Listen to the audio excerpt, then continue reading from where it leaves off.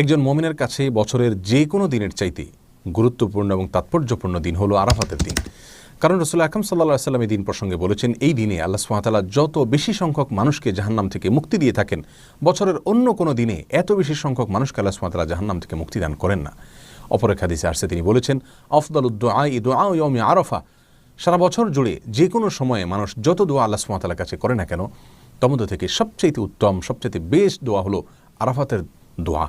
প্রিয় দর্শক, আরাফাতের দিনে যারা আরাফাতের ময়দানে অবস্থান করেন অর্থাৎ হাজী সাহেবগণ, তাদের জন্য রাসূল আকরাম সাল্লাল্লাহু আলাইহি ওয়াসাল্লাম অনেকগুলো আমলি কথা বলেছেন, বাতলেছেন। আর যারা আরাফাতের দিনে আরাফাতের ময়দানে অবস্থান করছেন না, বরং পৃথিবীর বিভিন্ন প্রান্তে ছড়িয়ে ছিটিয়ে আছেন, যারা হজ করছেন না, তাদের জন্য আরাফাতের দিনে বিশেষ কোনো করণীয় আছে কিনা, আজ আমরা সে বিষয়ে আলোকপাত করতে চাই। প্রিয় দর্শক, এ প্রসঙ্গে শুরুতেই বলতে চাই, আরাফাতের দিনে যারা হজ করছেন না, তাদের জন্য সবচেয়ে গুরুত্বপূর্ণ আমল হলো ওই দিনে নফল সিয়াম পালন করা, নফল